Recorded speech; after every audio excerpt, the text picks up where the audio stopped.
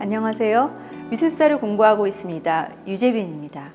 이 시간에는 안산을 그린 두 점의 작품을 살펴보려고 합니다. 축으로 된 북의 전도와 팔폭 병풍으로 된 북의 팔경도입니다. 이 두 작품은 서로 다른 형식으로 되어 있지만 모두 안산시 상록구 부곡동을 그렸습니다. 작품 이름 속에 북의 그리고 현재 행정구역인 부곡동, 모두 개와 곡은 계곡이란 뜻으로 북계와 부곡은 서로 혼용해서 쓰고 있습니다. 이들은 모두 20세기 전반에 이곳에 살았던 유원성이라는 사람의 작품이라는 공통점도 있습니다. 유원성은 진주 유씨 24세 손으로 자신의 가문이 살던 이곳 안산 부곡동 일대를 이렇게 두 개의 그림으로 남겼습니다. 그렇다면 유원성은 한 지역을 왜 서로 다른 형식의 그림으로 남겼을까요? 우선 이 두 작품이 어떻게 안산의 풍경을 담아냈는지 자세히 살펴보겠습니다. 북의 전도는 부곡동 일대를 지도처럼 한 번에 조망하는 전도 형식을 띠고 있습니다. 작품의 상단에는 북의 전도의 서문이 적혀 있습니다. 이 글에서 1900년에 유원성이 제작한 것이란 사실과 그가 왜 이 그림을 그리게 되었는지 제작 동기를 알 수 있습니다. 이 서문을 보면 유원성은 가문의 문헌과 족보를 정리하는 일을 틈틈이 하였는데 하다 보니 진주 유씨 가문의 역사와 유적이 제대로 전해지고 있지 않다고 생각하게 되었습니다. 그래서 비록 그림에는 어둡지만 글만으로는 한계가 있음을 깨닫고 그림을 함께 그리도록 결심한 것이죠. 다른 기록을 살펴보면 실제로 1900년에 유원성이 이 그림을 그리게 된 더 구체적인 계기가 있었습니다. 이 무렵 유원성은 산릉도감 낭청으로 일하고 있었습니다. 고종이 명성황후의 홍릉을 남양주 금곡으로 옮기려고 산릉도감을 설치했었죠. 천봉할 지역에 조상의 묘를 가지고 있던 양주 조씨 일가는 선조의 무덤을 안산의 진주시 지역으로 옮겨달라고 청원했습니다. 마침 산릉도감에 있던 유원성은 고종께 저희 선산은 선조대왕이 내리신 사폐지입니다 하고 대답하여 선산을 지킬 수 있었다고 합니다. 사폐지라는 것은 왕실에 내린 땅이란 뜻인데요. 선종이 자신의 사위였던 유적을 위해 진주유씨에게 내린 땅이라는 것입니다. 이렇게 유원성은 가문의 선산을 지켜낼 수 있었고 더더욱 가문의 사적과 내력에 대해 상세히 밝혀서 전해줘야겠다는 생각이 들었을 것입니다.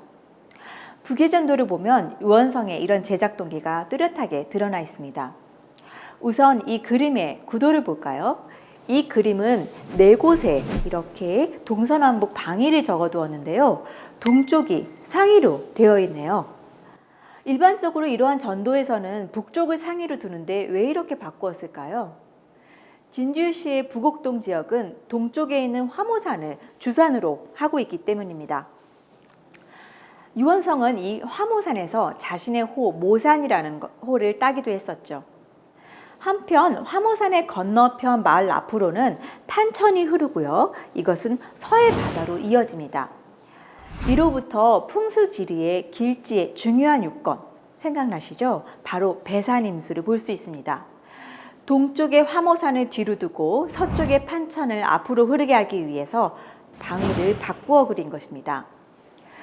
풍수지리적으로 길지를 나타내는 것이 중요했던 이유 중에 하나는 바로 진주유씨의 묘소를 표시하고 있기 때문입니다.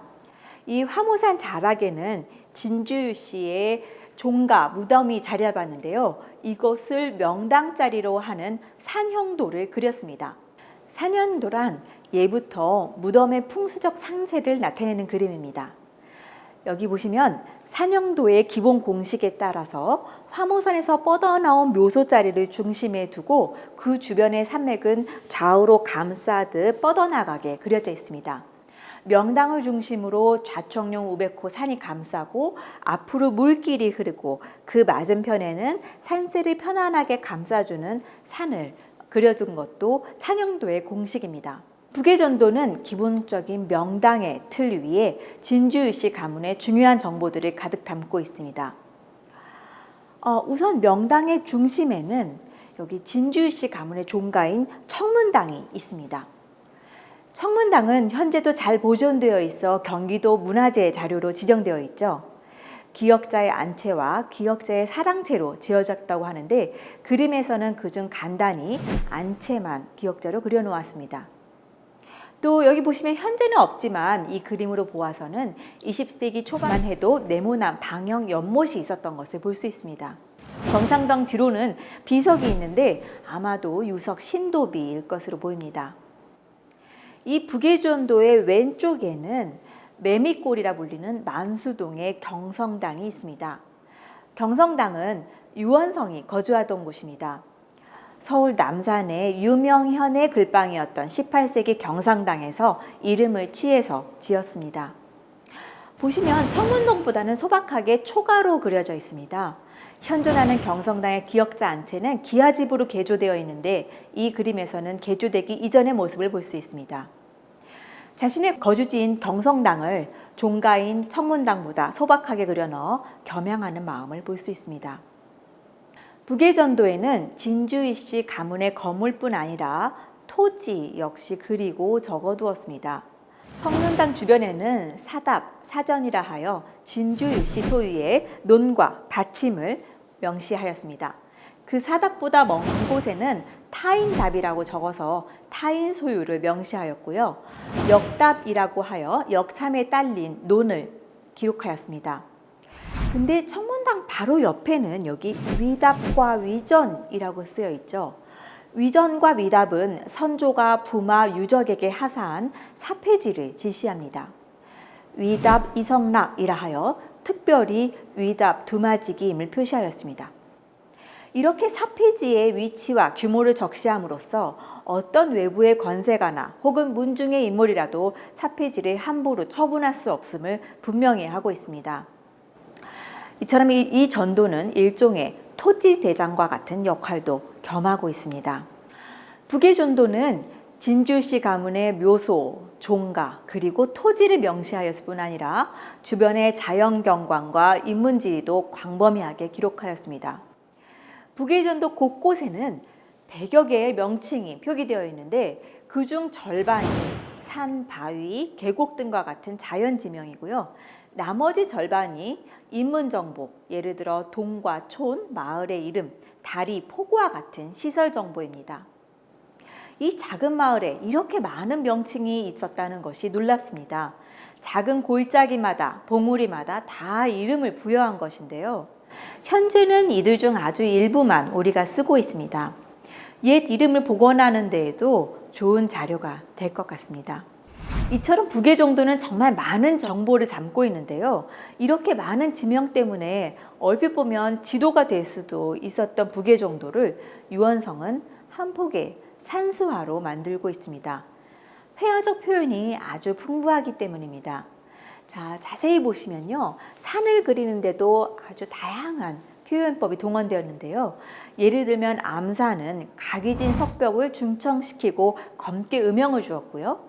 토산의 경우는 짧고 가는 붓질을 반복적으로 사용하여 부드러운 질감을 나타내었습니다. 나무의 표현 역시 매우 다양합니다. 산의 정상에는 솔잎이 방사형으로 뻗은 소나무를 암석과 배치해서 운치를 살렸습니다. 가로수로는 활엽수와 버두나무를 배치했고 물길 주변에는 갈대와 수초를 그렸고요. 또 숲이 우거진 임동에는 빼곡히 오동나무 계통의 큰 활엽서를 넣었습니다.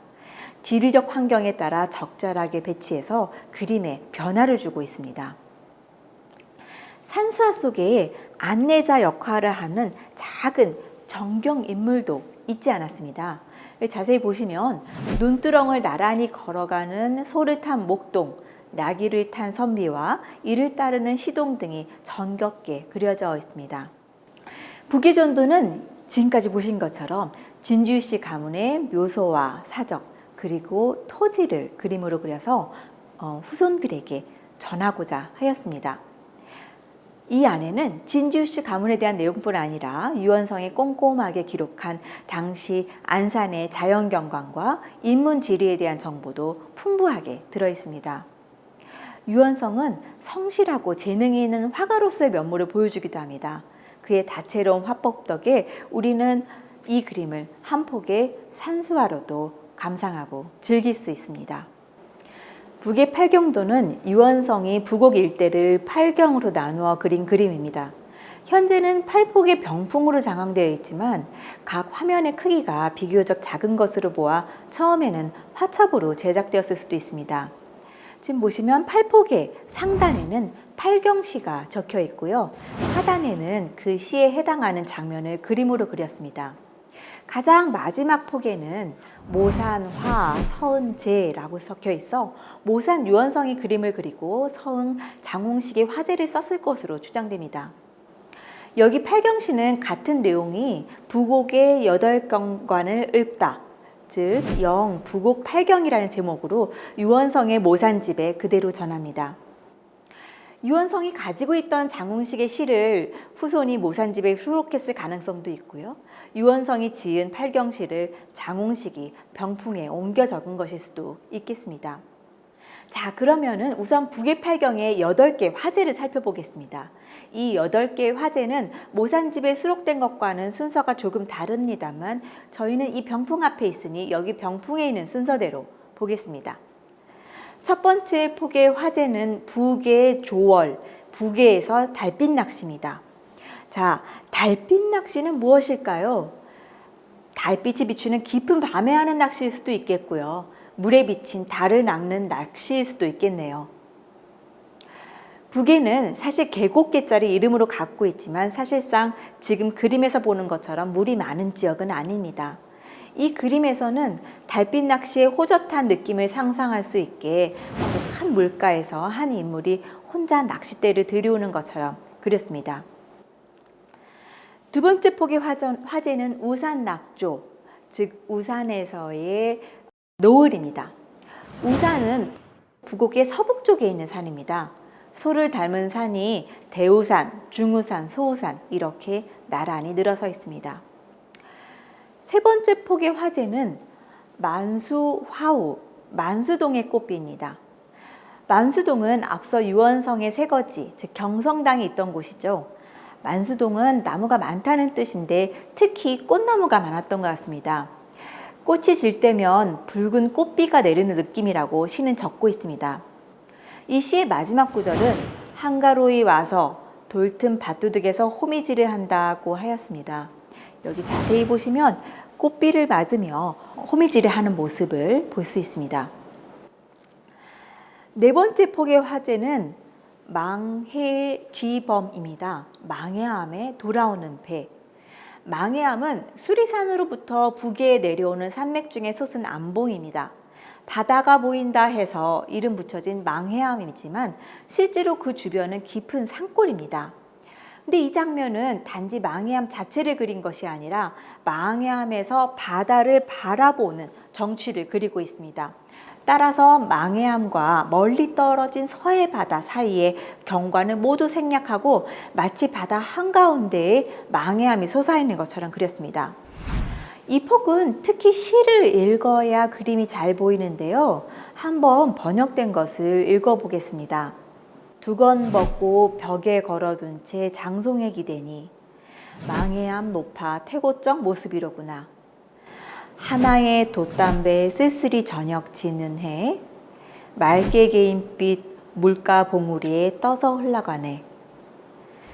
망해암에 돌아오는 배라는 시의 시적 화자는 망해암에 올라 자유롭게 두건을 벗어 나무에 걸어두었습니다. 멀리 석양이 지고 있는 서쪽 바다를 바라보니 배가 집으로 들어오고 있습니다. 이러한 구체적인 정황을 그림에서 보시겠습니다. 나무에 긴 천을 벗어둔 사람 2명과 오른쪽 상단에 멀리 보이는 두 돛담배, 그리고 그 위에 지고 있는 해로 전달하고 있습니다. 여기 5번째 폭인 진벽배군, 진벽헌의 흰 구름입니다. 진벽헌은 만수동의 주변에 있던 서재라고 추정됩니다. 유경종의 당호였던 진벽행에서 이름을 취했을 것으로 추정됩니다. 6번째 폭은요, 지평 농가, 지평에서 부르는 농부의 노래입니다. 지평은 지로평이라고도 불린 평야입니다. 북해전도에서 진주시 가문의 논이 위치한 것이었죠. 모든 폭의 넓은 수면이 있는 그림을 여백에 주었는데 이 그림은 자세히 보니 수면이 아니라 벼들이 자라난 논인 것 같습니다. 시 속에서는 들판의 풀빛이 푸르게 자라나 허공으로 이어지고 소를 탄 목동의 피리 소리 바람에 퍼진다고 하였는데 지금 그림 속에서도 찾으실 수 있습니다.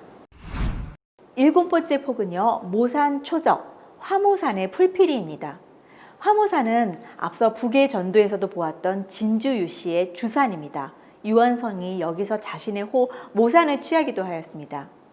다른 장면에 그려진 낮은 삼각형의 산들에 비해서 화모산은 유난히 원통형으로 우뚝 솟은 느낌입니다.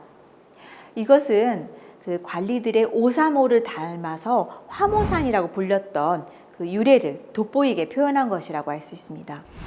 마지막 폭은 판천해화, 판천의 계잡이 불빛입니다. 판천은 부곡동의 앞을 흐르는 하천인데요. 바다로 이어져 계잡이가 가능하였던 것으로 보입니다. 개를 잡기 위해 갯벌의 불빛을 환하게 비추는 것도 특별히 인상적인 절경이었을 것입니다. 그림에서는 한쪽 구석에 고즈넉하게 등불을 들고 있습니다. 지금 이렇게 8폭의 장면을 간단하게 훑어보았습니다.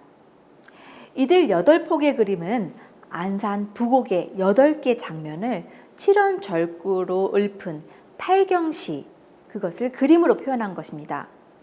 앞에 화모산, 만수동, 망해안 같이 지명을 띄우고 화모산의 풀빛이 만수동의 꽃비, 망해암에 돌아오는 배처럼 그곳에서 특별한 정취를 불러일으키는 장면을 결합하였습니다.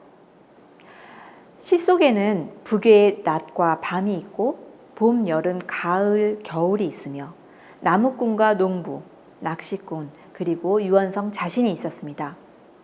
북의 팔경도는 북이라는 실제 공간을 대상으로 하였지만 경치를 사실적으로 재현하려고 하기보다는 여백이 많은 화면 안에서 시적인 정치를 담백하게 드러내려고 하였습니다. 시를 재현함으로써 북이라는 공간 안에 변화하는 시간과 이 안에서 어우러져 살아가는 사람을 함께 담으려고 했던 것이죠. 유원성은 안산 부곡동이라는 같은 공간을 북의 전도와 북의 팔경도라는 서로 다른 형식의 그림으로 그렸습니다. 그 이유는 무엇일까요? 그림을 자세히 보고 나니 앞에서 했던 질문에 대답해 볼 수 있을 것 같습니다. 유원성은 북의 전도를 지도와 같이 아주 상세하게 기록하고 꼼꼼하게 전달하였습니다.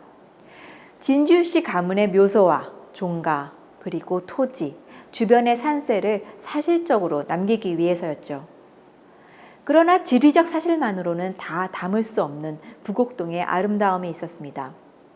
유원성은 북의 팔경도를 통해 시간에 따라 변화하는 부곡동의 정치와 이를 즐기며 살아가는 사람들의 모습을 담아낼 수 있었습니다. 이 두 작품은 안산 부곡에 대한 깊은 애착의 서로 다른 표현이라고 할 수 있을 것입니다.